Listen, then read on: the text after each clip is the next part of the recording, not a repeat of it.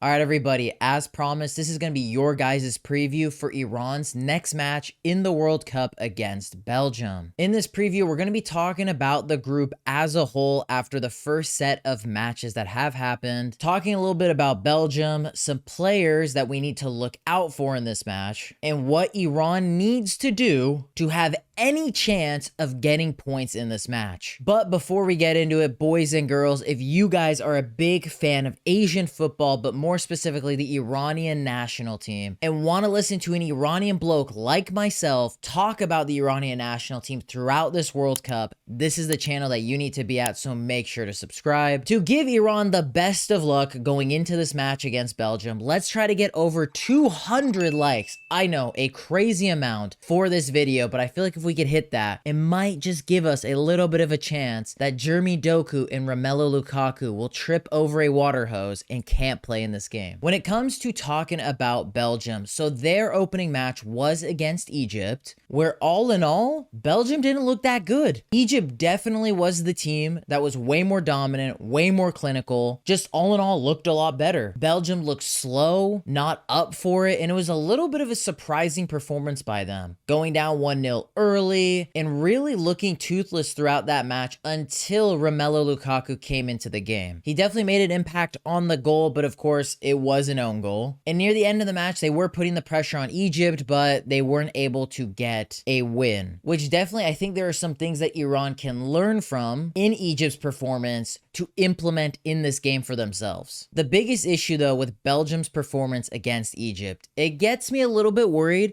because I think they might be out for blood in this match against Iran. They had a horrible first opening match. Everybody around the world is like, Belgium, golden generation, stinkers. These guys are the biggest choke artists. They're not going to play well yet again in this World Cup, yada, yada, yada. So that is why I think they're going to go guns blazing in this match and really try to pepper Iran. That statement performance that they need at this World Cup, I think it could come here. While Belgium isn't the team of old that finished in third place of the 2018 World Cup, they are still a pretty good opponent. And with how the Iranian national team defense played against New Zealand, with the firepower that Belgium have, that higher end talent, it does very much worry me. The surprising part was the likes of Doku, De Bruyne, Trossard, all played pretty bad in that game. It was surprising that Lukaku was the one that made the biggest difference in the match, but even still, Belgium didn't look that good. But the thing is with these type of players, like I've already mentioned, they could turn it on as simple as a flick of the wrist. They may have had an off day against Egypt, but they could be absolutely on it against Iran. So that is one thing we have to keep in mind. When it comes to players that we should look out for, I've already kind of alluded to some of them. I think the biggest names is Lukaku, De Bruyne, and almost certainly Jeremy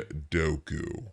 The abilities that Doku has absolutely scares me to my core as an Iranian national team fan, because he is silky, tricky, an absolute menace to society, and I am mentally not prepared for that, especially with how Chris Wood and Elijah just tore our defense into bits. He could absolutely put whoever plays in that right back or left back spot, whichever side that Doku is on, it's going to be a long day for them. And then on top of that, Lukaku, who's an absolute bully, very similar to Chris Wood, and if he is on his game, is 10 times better than Chris Wood. And De Bruyne with his creativity, yes, he's not the De Bruyne of old, and yes, it's not the Lukaku of old, but if that connection sparks up just that little bit, man, I know this sounds super negative, but these guys all have the abilities to destroy this back line of ours. So based on all of that, what do I think Iran should do, line up, what personnel should we play, how we should approach the game to see a possible positive result for us? Drawing the match against New Zealand was not the ideal result. I've said it numerous times throughout all of my videos, that game against New Zealand was the must win. That was the banker. But now that we have tied, we're in a sense having to play catch up, and the biggest theme for Amir Kharanouhi this World Cup is making it the most difficult as difficult can be. Iran can either get 2 draws against Belgium and Egypt, and that would probably be good enough for them to finish in a third place spot and qualify for the round of 32.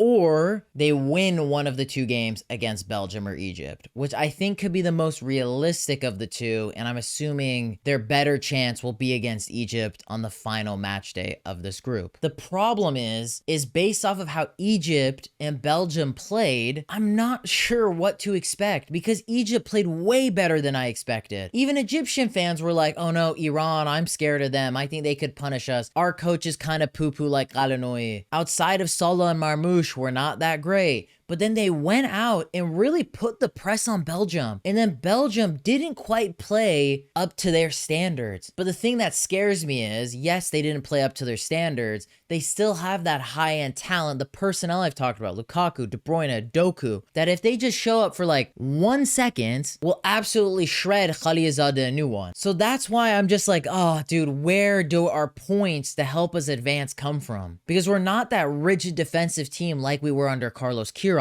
So I don't see us being able to get 2 draws against these two teams, especially when the emphasis for Belgium right now is they need to get that statement win. And I don't know how the Egypt-New Zealand game is going to pan out, but for all we know, Egypt will need at least a point, maybe even 3 points against Iran, so they could take it to them. And they've proven that when they need to put the press on a team like they did against Belgium in that first game, they can do that. But that is the only 2 scenarios for Iran to get out of this group now. Either you draw both games or you win one of them. So my statement to Iran is you have to go out and just try to win this game. This, in a sense, is the game that I think Iran can play with house money with. I still think, in a weirdly positive way, we have seen when Iran are in a little bit more of a comfortable situation, maybe like in the 2018 World Cup, the 2022 World Cup. We started off 2018 with having all 3 points. So we didn't necessarily have to have the pressure in game 2 to go out and play well and have to get the win, have to get points, because you could still rely on game 3, which was against Portugal, to get out of the group. And in 2022, yes, we got demolished by England, but we came out with a huge result against Wales, and all we needed was just a draw against the US. But because there wasn't that much pressure for us to go out and win the game, where I think if we went out to try to win the match against the US, I think we could have at least gotten a draw or even won the game. But we played so pessimistically, and I think that was what cost us in that game. So in this game, yeah, maybe we could play more defensively resilient, try to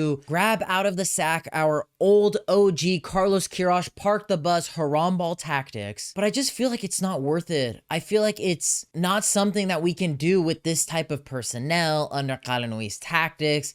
I think it would honestly look way worse than if we just try to go toe-to-toe with Belgium. Put the pressure on them. Don't play 5 in the back. I know that is probably what we will end up doing, but I would put out a more offensive lineup. Start with 2 strikers. Start with our strongest wingers. Really play a little bit more of an offensive lineup and go blow for blow like you did in that New Zealand game against Belgium. Obviously, I'm not saying, though, to get blown out, because if you get blown out, it's probably not going to be that great for our confidence.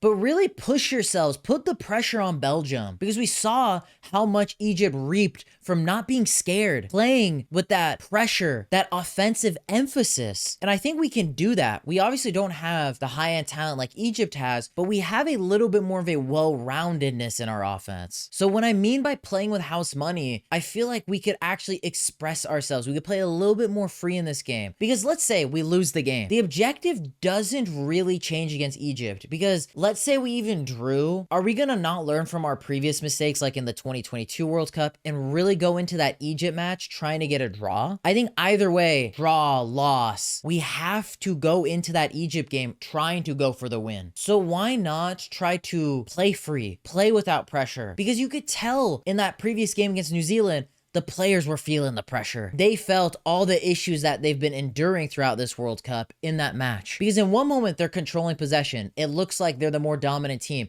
Then in 1 second, New Zealand go on to score. Play a little bit more free. We've gotten that first World Cup jitters match out the way. We got all those political stuff that needed to happen has happened. Yes, there might still be a little bit more, but now that you got that first game out the way, you are playing with house money. Belgium are a wounded animal. Let's take it to them and learn from our mistakes in that match against New Zealand. I personally think what cost us was our personnel and our approach. There were a lot of poor choices in our lineup, from Nemati to Yousefi and most definitely Moghalu. Those three guys in particular, I wouldn't start. Most of the team didn't play well in that match against New Zealand, but those three guys are the ones that are like more of the fringe players that you could switch out for someone else and would actually help improve our team. Like Baron Von, yeah, he was terrible, but are you gonna really throw in Yousefi in game 2? It just doesn't make sense. Khalilzadeh, I mean, you're not gonna drop him. He's like your long lost son, so he's obviously not gonna get swapped out. But Nemati, Moghalu, Yousefi, those three guys,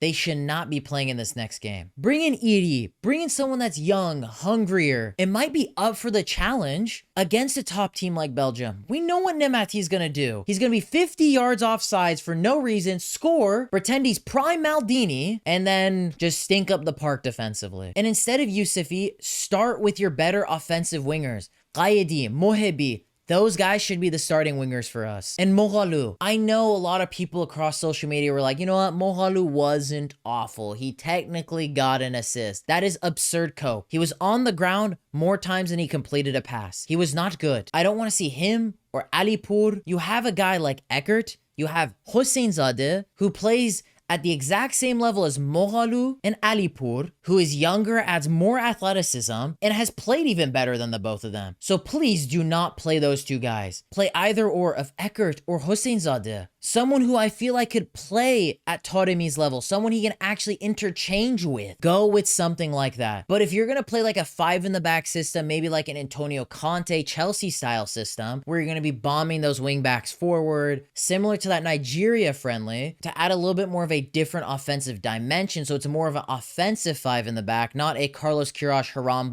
everyone sit behind the ball. Maybe I could see that being a good option, but we have so much solid attackers. I just feel like let's go 4 in the back, but play the right personnel. What do I think is going to happen in this game? I don't know. I don't see Iran winning it. I think best case scenario, we get a draw. Worst case scenario, we lose like 3 or 4-1. I don't really have a prediction, but that's pretty much how I see it going. So I'll leave it all up to you in the comments down below. You all let me know what your guys' score predictions will be for this match against Belgium. But boys and girls, that's going to be the end of today's video. As I said, if you are a big fan of Asian football, but more specifically the Iranian national team, this is the channel that you need to be at during the World Cup, watching an Iranian bloke talk about the Iranian national team at the 2026 World Cup. Smash the like button. Let's try to get over 200 likes to give Iran the best chance of somehow getting points in this game. And if you guys enjoyed this video, don't stop watching now, as I have countless other fantastic videos across my channel. So click over here, as the YouTube algorithm specifically recommended this video for you all to watch next. And click over here, as I post content weekly on the channel and you don't want to miss it. But boys and girls, I hope you'll have a lovely day.